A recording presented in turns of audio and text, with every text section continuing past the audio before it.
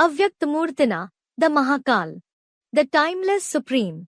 तो षष्ठी रूपी रंगमंच पर ऐसी आत्मा चाहिए Such a soul is needed on the stage like world, जिसके आत्मविश्वास को कोई डिगा न सके, the one whose self-confidence can't be shaken by anyone. और वो भारतीय पुराणों में, भारतीय परंपरा में गाया हुआ है। And it is praised in the Purans of India and the Indian tradition एक ही मनुष्य मात्र है that there is only one human being जो षष्ठी विनाश हो जाती है, लेकिन उसका विनाश नहीं होता। who isn't destroyed even if the world gets destroyed. वो महाकाल गाया हुआ है। He is praised as Mahakal. कौन? Who? कहाँ का महाकाल प्रसिद्ध है?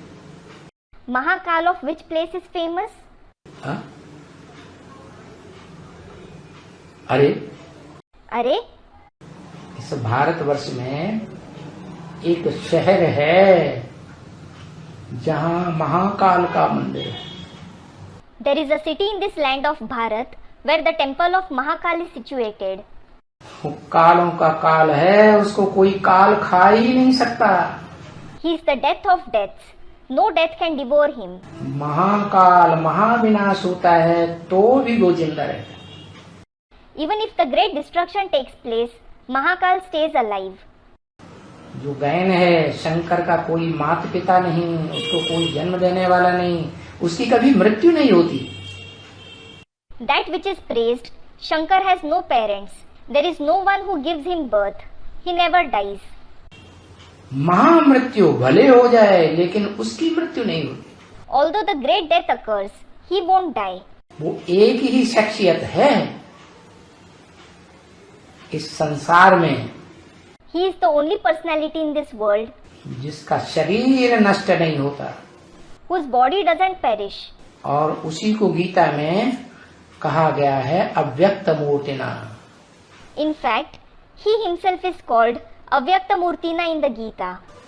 अव्यक्त मूर्ति है। He is Avyakta Murti.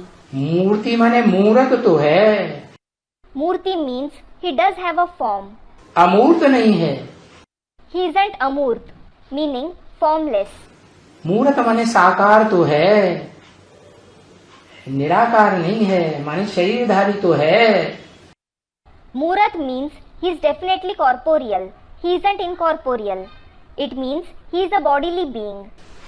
लेकिन उसके शरीर में यादगार दिखाई गई है कि इंद्रियां नहीं दिखाई देती। But the Yadgar of his body has been shown that no organ is visible. जो यादगार शिवलिंग शिवालयों में दिखाया जाता है। That Yadgar is shown as Shivling in Shivalaya.